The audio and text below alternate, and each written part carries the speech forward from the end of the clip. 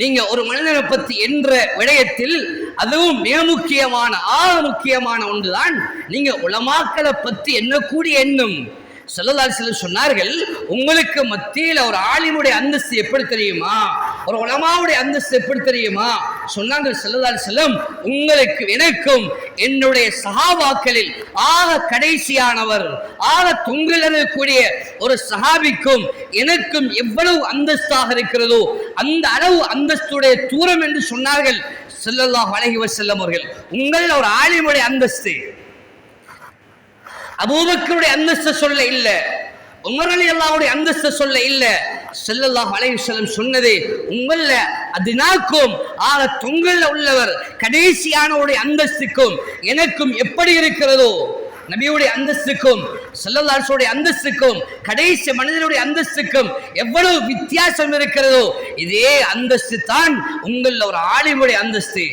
யார் உலமாக்களை பத்தி பேசுவாங்களோ, யார் உலமாக்களை பத்தி புறம் பேசுவாங்களோ, உலமாக்களை பத்தி கெட்ட எண்ணம் எண்ணுவாங்களோ, நன்றாக ஞாபகம் வைங்க, உலமாக்களுடைய மாமிசங்களில் நஞ்சு கலக்கப்பட்டிருக்கிறது.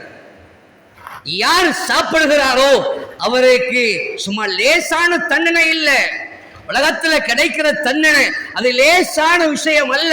கண்ணியமானவர்களே, உலமாக்களுடைய ரொம்ப கவனமாக நடக்க ஒண்ணு. நாங்க எங்கள குர்ஆனுக்கு கொடுக்கக்கூடிய முக்கியத்துவம், எங்கள ஹதீஸுக்கு கொடுக்கக்கூடிய முக்கியத்துவம் ஏன் இதை சொல்ல வாரோம் என்றால், இன்றைக்கு நாங்க நிறைய பேர் எங்களுக்கு எதுவுமே தெரியாது, பார்க்கல கேட்கல, அப்படியாமண்டா யாரோ சொன்னாரு, யாரோ கதைச்சாரு, அவர் அப்படி சொன்னார் என்று உலமாக்களை குறை சொல்றதுக்கு நீங்களும் தயாராக ஆகிவிட்டோம். கண்ணியமானவர்களே, ரொம்ப முக்கியமானது உலமாக்களுடைய மாமிசங்களில் நஞ்சு கலக்கப்பட்டிருக்கிறது. இப்னு அஸாக்கிர் ரஹ்மத்துல்லாஹி சொல்கிறார்கள், நன்றாக ஞாபகம் வைங்க, இந்த இந்த இந்த இந்த குர்ஆனுடைய ஆயத்துக்கு கீழால ஐயாகுல லஹ்ம அஹீஹி மைத்தா, ஒரு மனிதர் செத்ததுக்கு பின்னால அவருடைய மாமிசத்தை நீங்க சாப்பிடுவீங்களா என்று அல்லாஹ் கேட்கறதுக்கு கீழால நன்றாக ஞாபகம் வைங்க, உலமாக்களுடைய மாமிசங்களில் நஞ்சு கலக்கப்பட்டிருக்கிறது என்பதை அங்கே விளங்கப்படுத்தியிருக்கிறார்கள். எனவே கண்ணியமானவர்களே, உலமாக்கள் சிலர்கள் கேட்கலாம், உலமாக்கள் பாவம் செஞ்சாலுமா?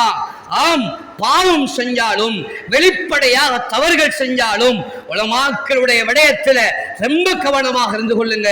அல்லாஹ் உங்களுக்கு மேலான ரஹ்மத் செய்வான். கண்ணியமானவர்களே, நான் சொல்ல தேவையில்லை, குர்ஆனையும் ஹதீஸையும் ஆதாரமாக வச்சு பல வரலாறுகளை முன்னுக்கு வச்சு பேசுகிறோம். உலமாக்களுடைய விடயத்துல ரொம்ப கவனமாக இருப்போம். எப்படி சர்வ சாதாரணமான ஒரு மனிதனை பத்தி கெட்ட எண்ணத்தை உள்ளத்துல கொண்டு வர முடியாதோ, இதே போல இன்னொரு ஒரு ஆளுமை பற்றியும் கெட்ட எண்ணத்தை எங்களால் நினைக்க முடியாது என்பதை நாங்கள் மறந்துவிடக் கூடாது. எனவேதான் கண்ணியமானவர்களே, உலமாக்களோடு நல்ல கண்ணியமாக நடந்து கொள்ள வேண்டும். இதே போல உள்ளத்திலே வர வேண்டிய மிக முக்கியமான ஒன்றுதான் நல்ல எண்ணம் என்பது. நல்ல எண்ணம் என்பது, நான் மனைவியை பத்தி நல்ல எண்ணம் வைக்கணும், நான் உம்மாவை பத்தி நல்ல எண்ணம் வைக்கணும், வாப்பாவை பத்தி நல்ல எண்ணம் வைக்கணும். யார் எதை சொன்னாலும் எட காது கெடுக்கிற இல்ல, இவர் நல்ல மனிதர், இவர் சாலிஹான மனிதர், அவர் எவ்வளவுதான் தவறுகளை செஞ்சாலும் நல்ல மனிதர் என்று உள்ளத்தால நினைப்போமாக இருந்தால், இன்றைக்கு அந்த சஹாபிக்கு ஸல்லல்லாஹு அலைஹி வஸல்லம் சுவர்க்கத்தை கொண்டு நன்மாராயம் சொன்னார்கள்.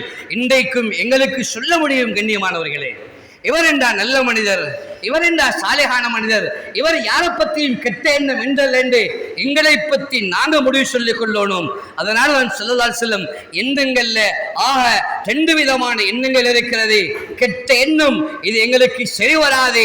அதிகமாக நல்ல எண்ணங்களை, ஒரு மனிதரை பற்றிய நல்ல எண்ணத்தை உருவாக்குமாறு ஸல்லல்லாஹு அலைஹி வஸல்லம் அவர்கள் அங்கே சஹாபாக்களுக்கு படித்துக் கொடுத்திருக்கிறார்கள். எனவேதான் கண்ணியமானவர்களே, நல்ல எண்ணத்தை உருவாக்கி, உள்ளத்தை சீராக்கி, அமல்களை சீராக்கி, அல்லாஹ்வை நெருங்கி தன்னுடைய உள்ளத்திலே மற்ற மனிதர்களை பற்றிய நல்ல எண்ணத்தை உருவாக்குவதற்கு அல்லாஹு தஆலா எங்கள் அனைவர்களுக்கும் தௌஃபீக் செய்வானாக.